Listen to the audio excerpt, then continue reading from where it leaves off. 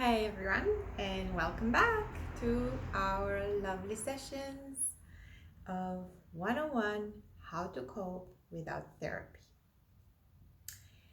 Today I decided not to talk about any theories anymore. I'm just hoping that perhaps the balance theory of wisdom or the selectivity of socio-emotional theory would inspire you to some sort of level. But today I wanna share with you something else and something different. I'm just gonna read something to you out of the work of Emmy van Deurzen. Emmy van Deurzen is originally a Dutch professor, philosopher, psychologist, and a few other titles that I can't really remember. She is a, a founder of what it's now considered an existential therapy type of technique. And Emily van Deurzen actually put together on the back of a whole philosophical trend, put together a bit of a framework on how it is that existential therapy and thinking and reflection can in fact help us understand our place in the world. We tend to be lovely creatures that sometimes love change, sometimes hate changes, creatures of habit, moody creatures, creatures that tend to thrive on either solitude or interacting. So we tend to be, in some days, sometimes creatures of extreme. And existential therapy and the work of Emmy van Deurzen sort of explores all of that, but not in a super technical way. It actually gives a very simple framework on how to literally find your purpose again, ground yourself again in case you feel like your meaning is lost or somewhere thereabouts. And we all have days. That's perhaps the reason why I want to talk to you about it. We all have days when you're just about to take a breath in and out, and you're just like, seriously, I could use a bit of a breather, a bit of a good run, a bit of a kindness in return, a bit of a I could use, I'm even tempted to say I could use a sign, because you've got days, we all have days, not so much when you feel lost, but when you feel perhaps not lost, not exhausted, you just feel not overwhelmed, not sad, not sick, just ready to recharge somehow, anyhow. Recharge in any kind of direction, in any kind of perspective. And this is where Emmy van Deurzen, and I really like her work, came up with this lovely framework. And she said basically in a very, very simplistic way that we as creatures, as intelligent creatures, mind you, tend to interact and place ourselves in the world around us in four different perspectives: the world within, the physical world, the outside world, the relationship, the interactions, the I guess if you'd like, the social world, the psychological world, the one that happens up here, talking, me, myself, and I. We all debate, and it doesn't mean you're nuts, but we all have that little voice. Is two of them. One that says, I could have, should have done this. Why on earth did I do that? But then the other voice says, well, now you know. Next time, Missy, you are gonna know.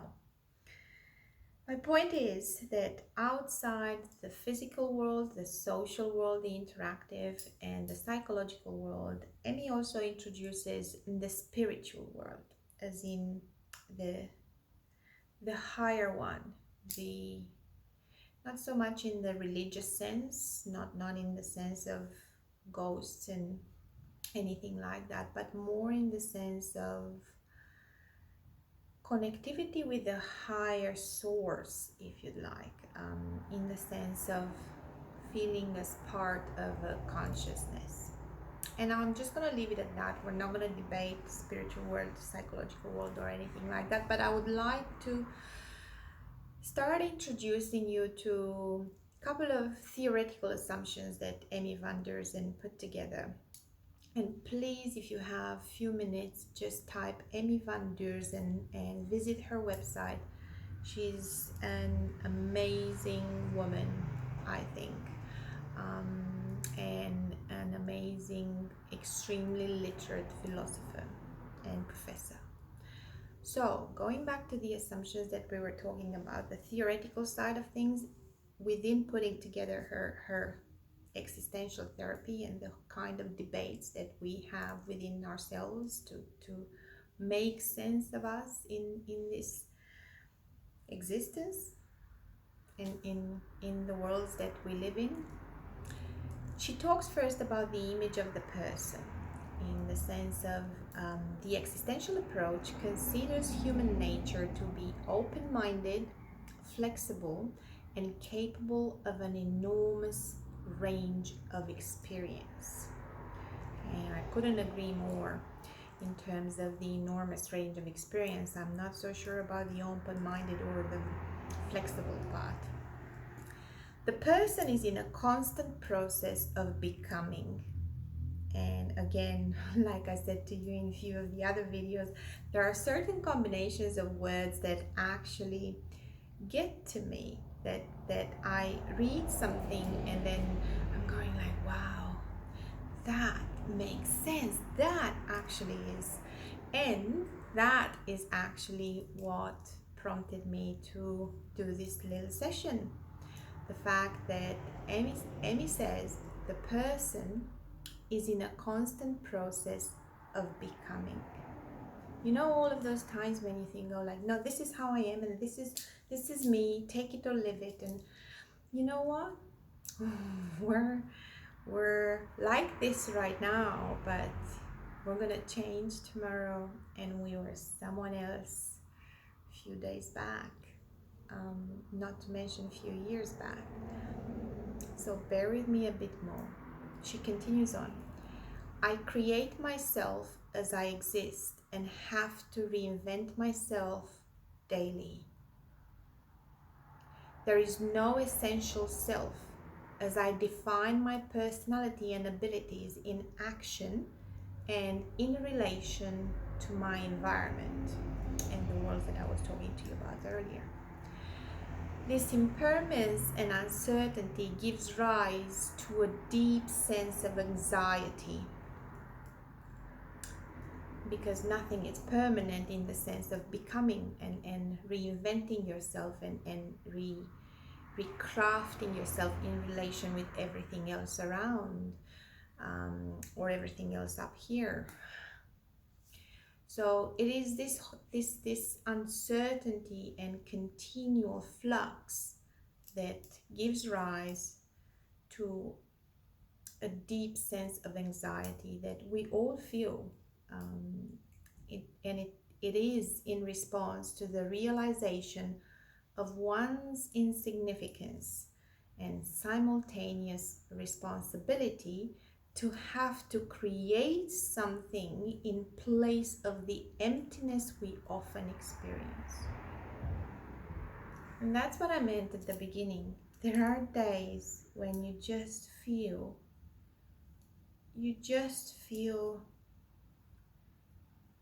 empty and you need to recharge. You feel like you've given it all you've got. And again, you don't feel sad, you don't feel sick, you don't feel tired. That's not it. You just feel spent and you need to recharge. You need to create something else. You need to start again.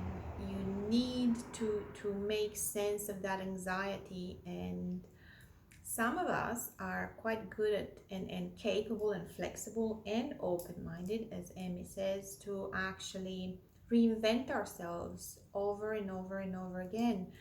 And another expression that she uses in her introduction to how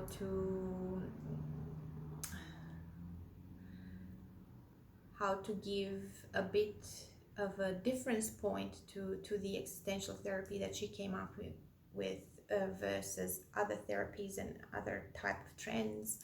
And the point of difference there, among many other things, is she uses this little phrase where she says, people lose passion, people end up being clumsy at living.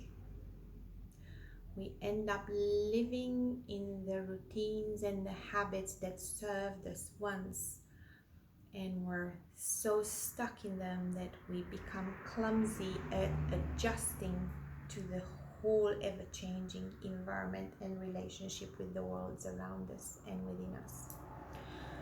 So we feel somehow compelled to keep creating something, to reinvent things. And some of us, again, are better at this than others. Clumsy at living comes across everyone's life. It's not, none of us is spared, if you'd like. Moving on. Everything passes and nothing lasts. We are never able to hold on to the present. We are always no longer or not yet what we would like to be.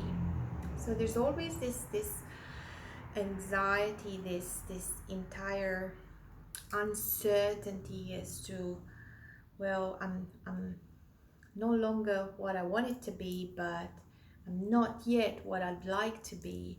So there's a continuous grind that happens there.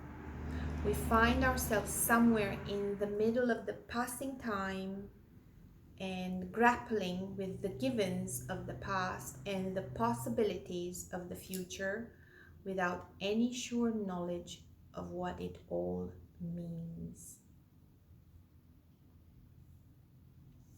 Go figure.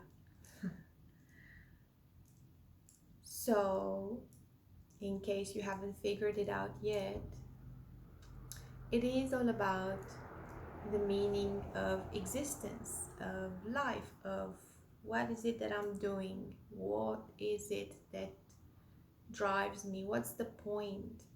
This is where that anxiety that Emmy talks about comes from, and the easiest bit to deal with it, instead of getting lost in the spiral or the rabbit hole, is just start looking at yourself in those four cardinal worlds: the physical world, the interactive, the social world, the psychological, and the spiritual.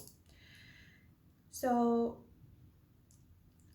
I'd like to read you so much more about the assumption and the image of a person. It's just that I would like you to please give it a thought. One of the criticism, actually, one of the strong point criticizing existential therapy is that it's not for everyone. And you know why? Because, as we said at the beginning, there's an assumption that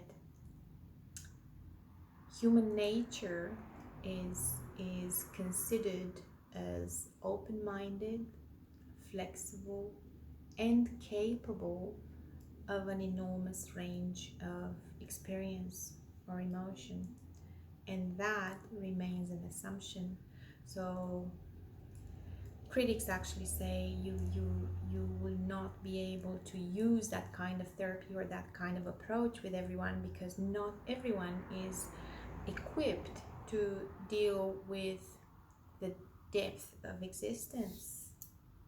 And sometimes that's a kind of really difficult to put across to people. How do you get to say to someone that you're I can't help, there's you've got your own boundaries and your own setting that outside help cannot get in.